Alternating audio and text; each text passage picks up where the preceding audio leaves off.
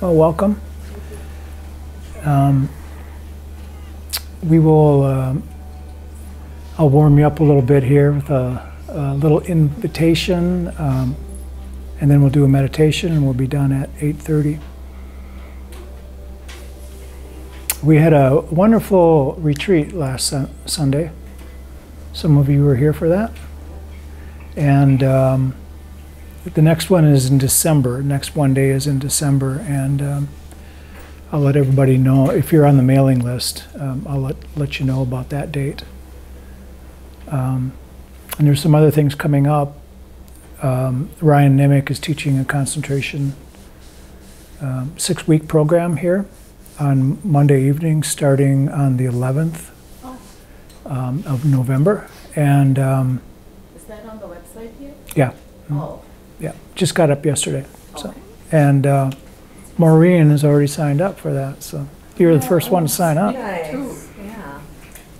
Yeah. November 11th, you said? Yeah, November 11th. Yeah. And then N.T. Nagel is going to be doing some things on Tuesday night, every other Tuesday. You know, when I don't do the direct pointing, on Tuesdays he's going to be working, doing some workshops here, and something experimental. We're going to see how it works, how it goes, and that was just posted today. So that starts on the 12th of November, and you can check that out here. Yeah. And then today I got asked by somebody in an email what enlightenment was. Wow. And I said, how am I supposed to know? No. And I thought it was an interesting question. You know, everybody has their own views on it, I guess. In Theravada Buddhism, basically, enlightenment is liberation from suffering, you know, being free from suffering. And that's pretty much the textbook definition as far as Buddhism goes. But that's huge, you know, being liberated from suffering. I mean, suffering is a part of life, you know. And so basically, it's being stripped of the hindrances, you know, no hindrances at all. And if you're not familiar with the hindrances, the very first one's desire. You know, no desire for things to be different, no not needing anything different, more in our life to make our lives any better. You know, so we're not even looking for enlightenment anymore. If we're enlightened, you know, no desire for anything different at all. And then usually you consider the second hindrance as aversion, and that can be ill will, anger, anything that we're trying to push out of our lives. And when that isn't working, you know, we can really be upset with ourselves. Ill will is generally being angry or upset with ourselves in some way. Bhante said, "Ill will is when your will is ill." I like that, and it's true, I guess. And so that you know, desire is like this, and then aversion is like this. Stay away from me, or I'll get mad, I'll get angry. You know, and it could be a version of a thought, or a person, or a thing. You know, even a place. You know, and then. I'm going to go out of order a little bit. Usually sloth and torpor is brought up next, but restlessness and worry is one of the hindrances. You know, it's these things that are in our mind that circle around and come around again and again and again. And it's the kind of thing that can really raise havoc with our peace of mind. And actually all of these are the opposite of peace of mind. But restlessness and worry can really, you know, can really cause problems for us. How many of us have experienced these things that are so negative that we just can't shake them. They come out. They're the kind of thing that, if they're really, really prominent, the first thing we wake up in the morning and go, oh, what day is this? Oh, it's Wednesday. Oh, I'm going to do it. And then that thing pops in our head. Oh, that feeling of, that memory of that thing that we don't want to, think of. Restlessness and worry, restlessness of the body too, body and mind. And then another hindrance is sloth and torpor. I mentioned that before. That's the boredom or sleepiness, sluggish, sluggish mind. It's anytime that we feel unclear, our minds aren't clear. So all of these things can cause problems for us. And then one more hindrance is doubt. And that could be a doubt in teachings, doubt in our ability to meditate, and or being a good meditator, that kind of thing.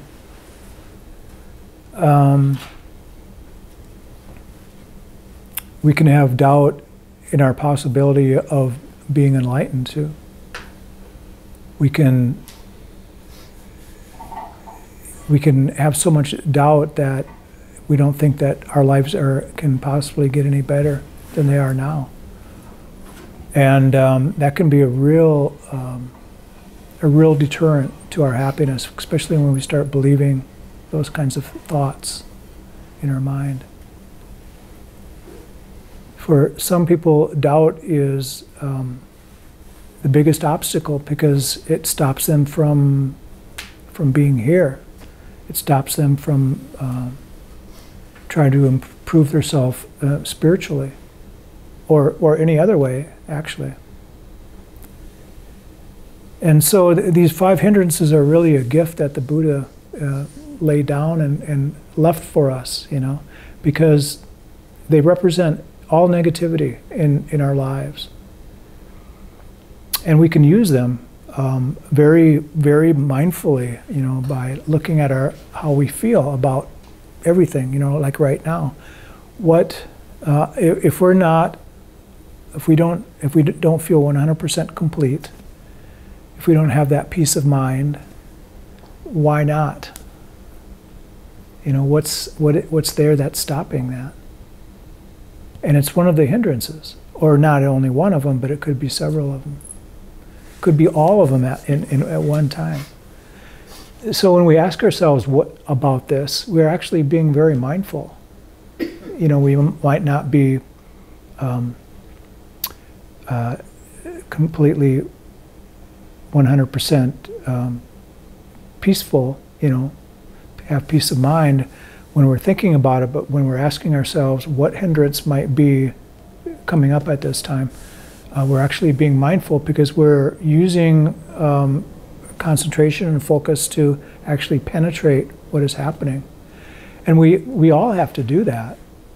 In fact, there's many people that have said that enlightenment finds its way to us through suffering. And so that suffering, when we look at it that way, that suffering is important. We need it, in order to become enlightened, to wake up. And when we start using mindfulness and meditation, we're doing the formal practice, or we're going to be doing the formal practice here in a moment. But outside of meditation, we can be mindful all the time. I think we talked about this a little bit last week, about using that mindfulness in all aspects of our life.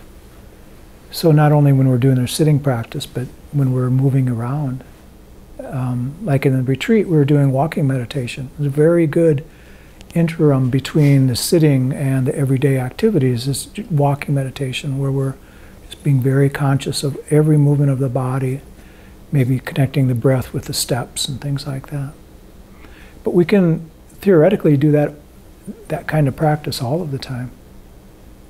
And when we start doing that and taking our meditation off of the cushion, so to speak, we can be mindful of everything, even the suffering that we have from time to time. We can be mindful of stress. We can be mindful of negativity.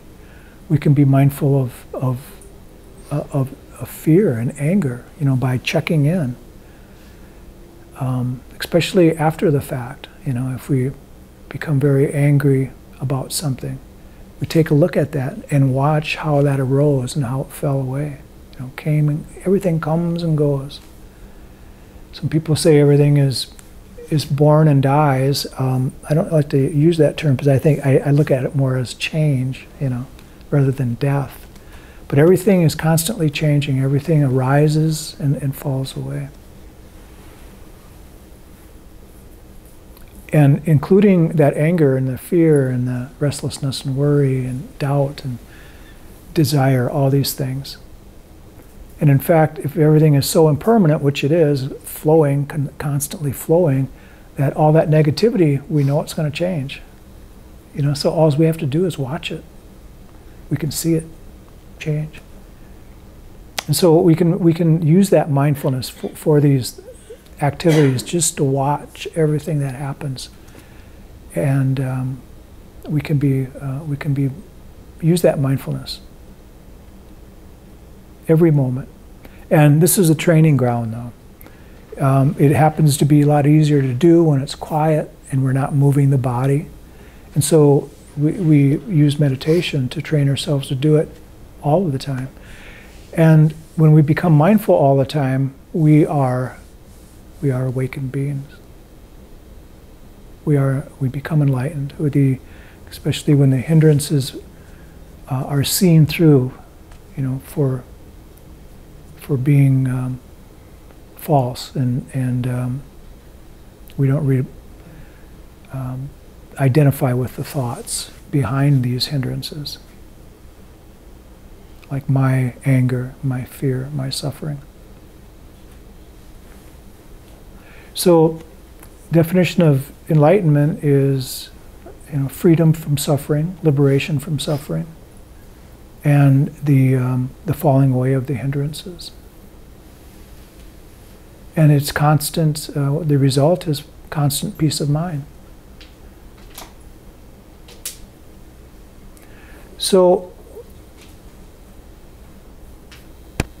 we want to keep that in mind when we're meditating, that everything that comes up we can focus on. Airplane going over, we can focus on that, and we can still use our breath. We can anchor ourselves with the breath. And even if a thought comes up, be mindful of that thought. Watch the thought, see it come up, see it fall away. This is like, it's critical observation time when we're meditating.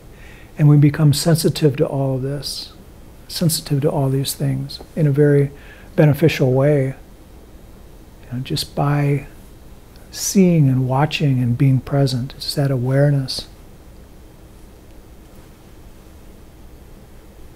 And it works. That's why we're here.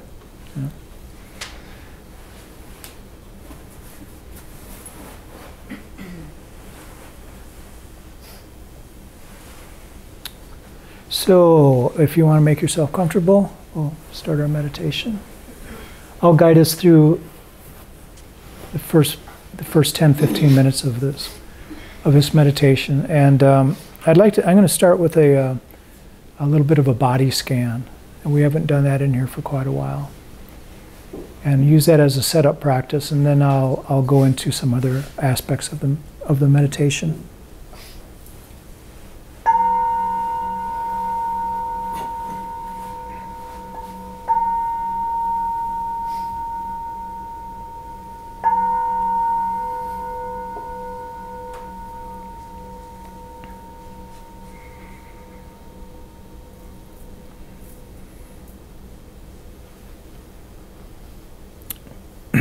Straightening the back a little bit, maybe lifting the chin a little, the eyes closed. Placing the hands wherever it feels most comfortable.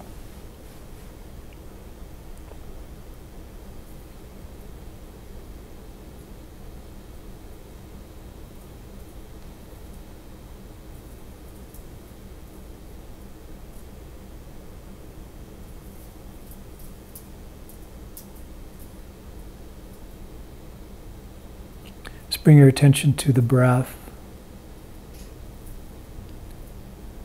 Just noticing the inhalation and exhalation.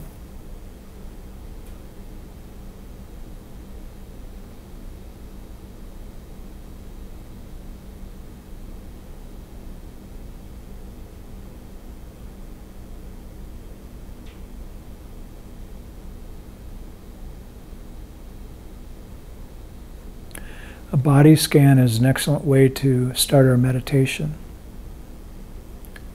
It can just be a few moments that we do it, or it could be like a longer practice. And it could be even the entire practice if we wish. But it's a good way to concentrate and give the mind an activity as it settles down. For the most part, we use it as a setup for our regular meditation, we could call it.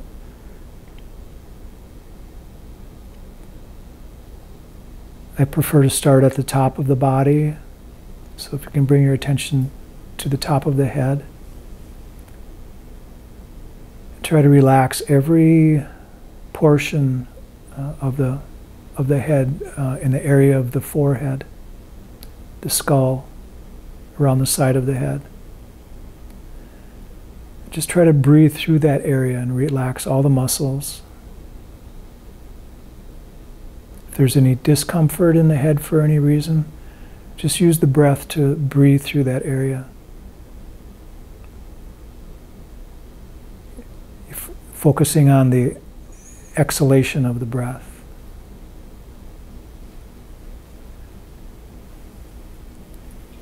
Seemingly breathing right through these different areas.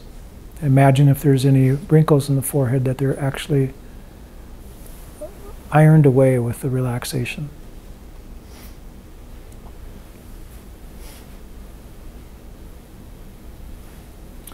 Let this relaxation move down into the area of the eyes and around the temples, back of the head. Relaxing the eyelids and the eyebrows, every portion of the eye. And as we exhale, we let this relaxation move down to the area of the nose, the upper cheeks, the back of the head. Just using the breath to relax.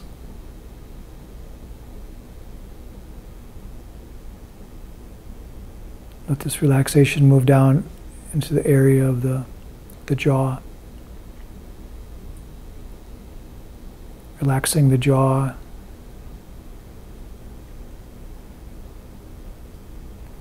And try relaxing the tongue. This is a very important area of the body that seldom actually gets a chance to relax.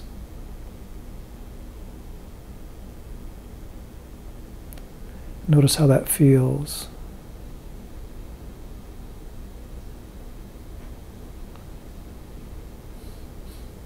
That relaxation should go all the way down into the shoulders, down the neck and into the shoulders.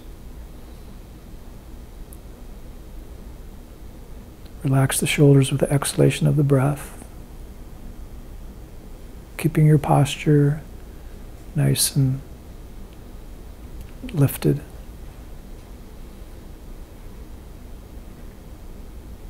Let this relaxation move down the arms, relaxing the biceps, the forearms,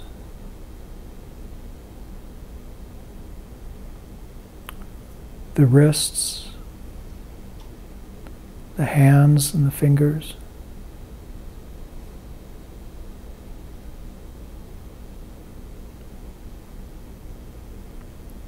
Just allow any tension or stress to leave the body through the fingertips if you like.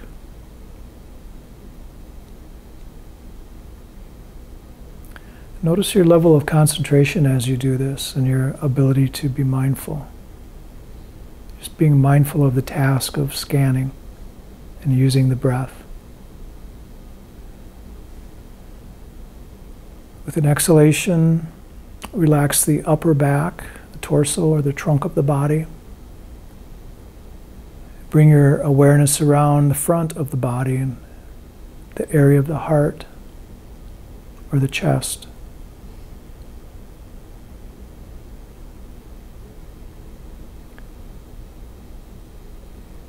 With an exhalation, relax the middle of the back and around the front of the sternum or the upper stomach.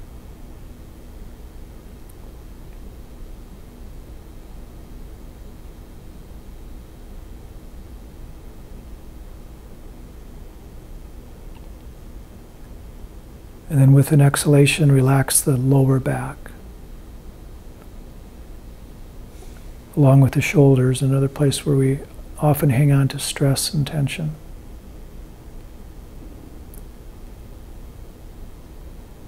And then with an exhalation again, relax the stomach.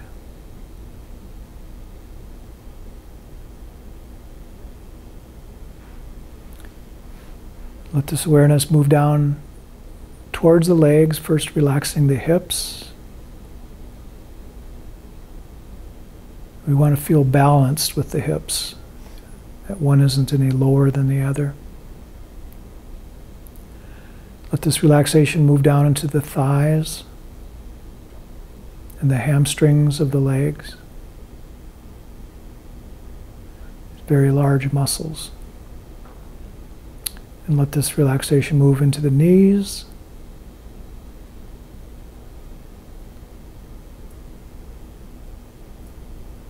Relaxing the knees and then move down to the shins and the calves of the legs. Still using the breath, every time you exhale, relax all of these areas of the body. Allow them to remain relaxed. And now allow that relaxation to move into the feet, the soles and the bottoms of the feet, the tops of the feet, the toes.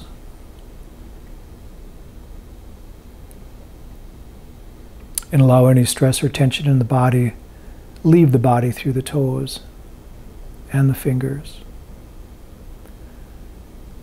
And now still working with the breath, every time you exhale, do a body sweep from the top of the head all the way down to the feet. Every time you exhale, you're sweeping the body with relaxation, the entire body, from the top all the way down to the bottom.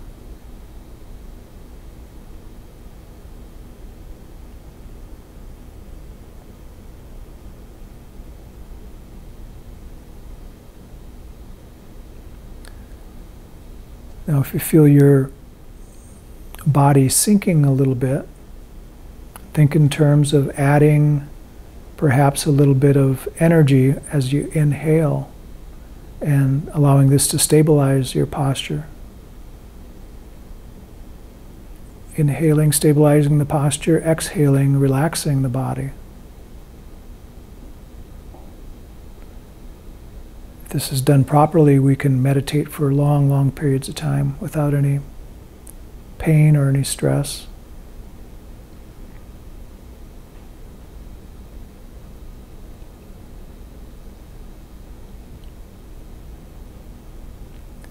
Breathing in, stabilizing the body, bringing that energy into the body, and then exhaling, relaxing the body. Always using the breath, never manipulating the breath, just viewing it, being aware of it.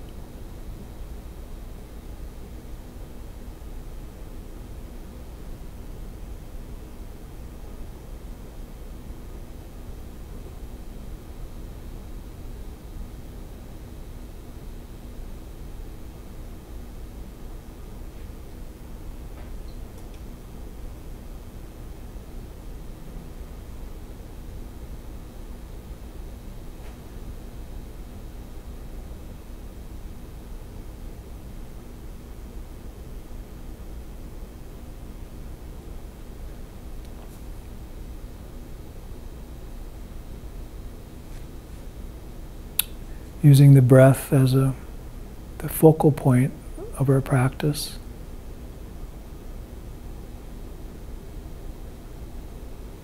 And ask yourself, where do you feel the breath the most? And that would be the point of concentration. And that could be different for everyone in this room.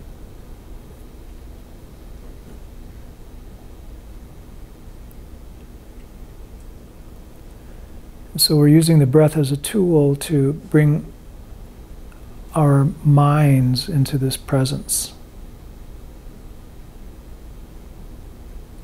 We know that the past is only memories, and the future is being created while we think about it.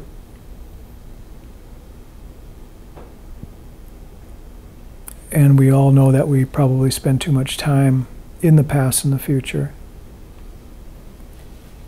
And when we become concentrated on something such as the breath, we become immediately present.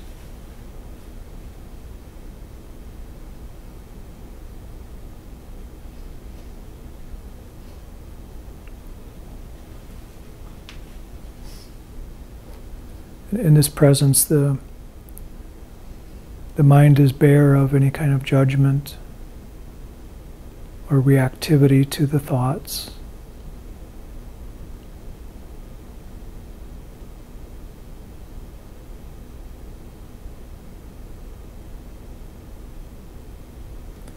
We might notice a hindrance from time to time, but we might also notice when there are no hindrances. For a few moments.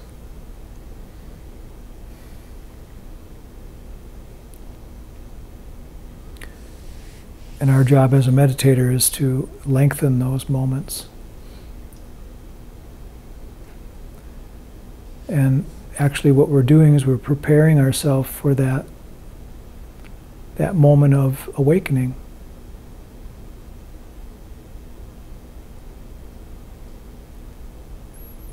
As if we understand that there might be an opportunity that we could miss by being lost in thought.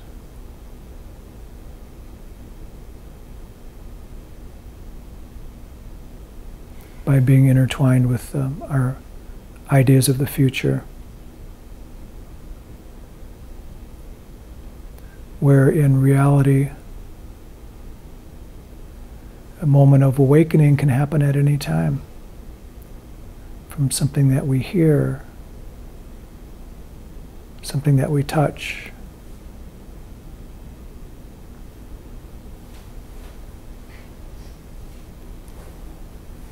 It very seldom comes through any kind of thought process.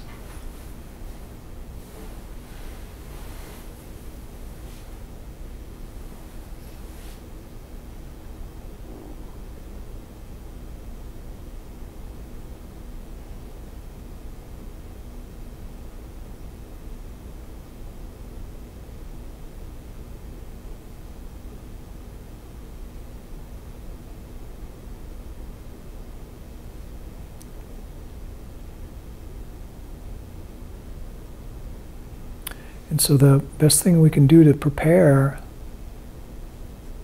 for the calling of our Buddha nature, some people call it,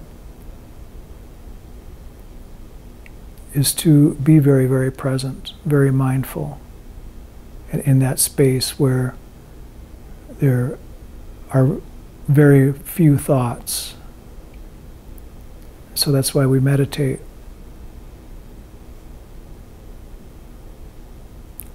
And focus on the breath, rest in this present moment.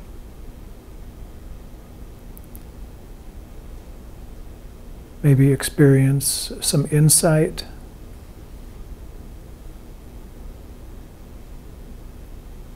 But for the most part, we're preparing.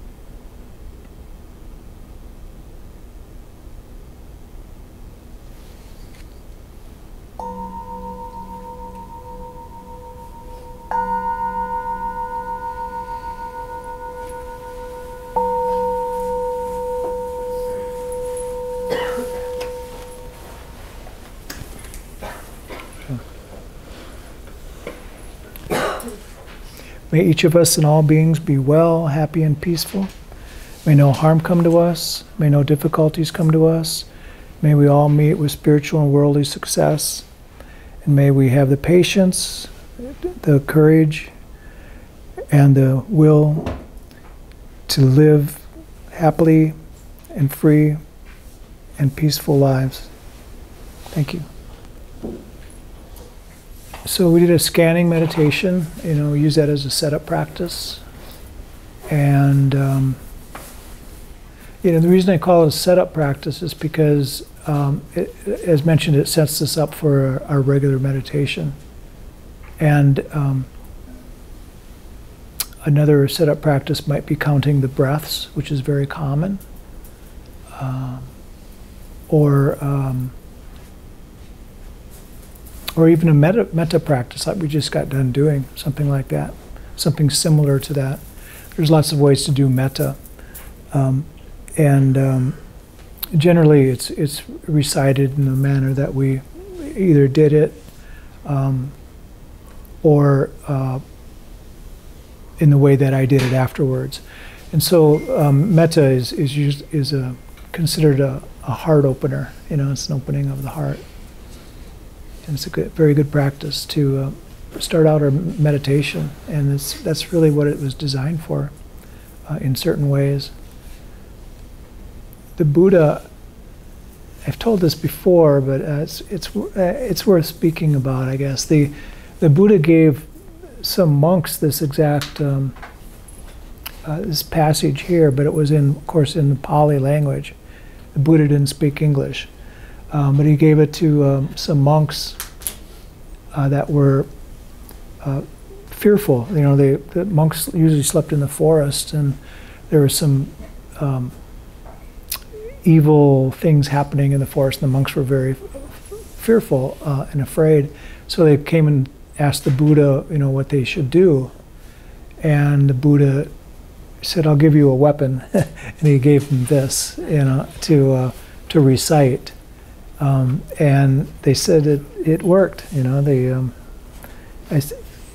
could look at it and say that it worked in several ways. Maybe it worked because they were busy reciting this all night long, so they didn't have time to think about the evil things in the forest, or maybe it actually did, tame the evil in the forest. So who knows? Who will know? We'll never know the truth, but maybe it was a combination of those things.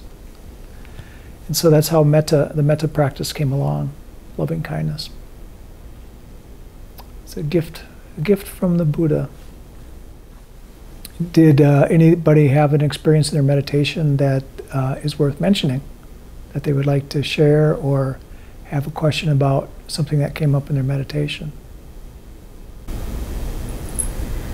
I took the body scan as a setup practice myself, and it was really good when you were guiding, and when you mentioned that you could use it for the whole practice. I tried that for the first time, just trying to focus on, and that was really an interesting experience. Did you do that? You did that this time? Yeah. Oh, okay. Because I've never done that before. When you mentioned, I never thought about it. Yeah. I do it at the beginning as a setup in my daily practice, but I've never done that throughout. Yeah. I tried that today. And yeah. You encouraged me to try different things, and don't be afraid to try different things. Yeah, it really keeps the mind controlled, Yeah. but it's busy, there's a lot of busy work. The mind usually doesn't wander off, when we do that kind of thing. It's kind of like counting the breaths, through the entire practice too. It can be very, very penetrating because our object, we're still using the breath, but our concentration object is big. It's the entire body, rather than just focusing on that little tip of the nose or whatever it might be. So it's a good practice. It's a good way to be mindful of the body too. Yeah.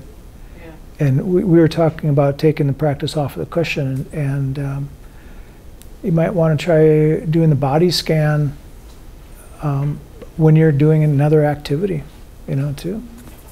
Or a lot of people do the body scan, when they're going to sleep at night, to help them sleep. It's very, very useful. The first time I ever did it or taught it was in a yoga studio. You know, where people were, you know, at the end of the practice, you know, the yoga teacher had me come in and do a meditation. I thought, I'll do scanning, and they really liked it. And I think it's more commonly used in yoga studios now. This was quite a while ago. It's probably a new thing back then. Funny. And then the body sweep, you know, where we just relax the entire body. And that kind of practice we can do anywhere. You know, you might not consider doing it while you're driving or something like that, but you know, to relax the body, you know, bring that mindfulness to the body. The body is very, very good for, you know, for mindfulness. You know, a lot of people get stuck in their heads, you know, for different mindfulness practices, you know, like watching the thoughts fade away and things like this. But anytime that we bring our attention to the body, it's a very good tool for mindfulness. And we can stay very, very present, you know, focusing on even a pain in the body or some unpleasantness in the body, but more so, you know, just the movement and the feelings of it. That's why that walking meditation can be such a good practice for people. The irritations, you know, as I mentioned, we have this formal practice of meditation. It's on the cushion, and we like to have our environment. We set up the environment for ourselves so that things can be easy, and we like it quiet. You know, we don't want to be too cold or too hot, or, you know, too blown upon, you know, by the winds of change or whatever. And so, you know, this is our practice ground, but we practice like this so that we can go out in the world and any kind of thing, you know, the typical things that can set us off or cause anger or you know, all these negativities within us, they become duller and duller the more that we practice. They just don't hit us like they normally would when we, you know, have a consistent practice in meditation. And that's one of the wonderful benefits of meditation. It's kind of like a shield, you know, in a way. We become calmer and a lot more patience. We speak gentler for the most part, and you know, none of these things are prerequisites for spiritualness or anything like that. It's just one of the byproducts of meditation. You know, this whole book, Mindfulness in Plain English, is about, you know, the practice of meditation like we do here, the formal practice, and then taking it out into the world and to you know, looking at it's, you know, meditation is a practice of mindfulness, but the byproduct of that practice is mindfulness in the world, mindfulness at all times. So he says here, a state of mindfulness is a state of mental readiness.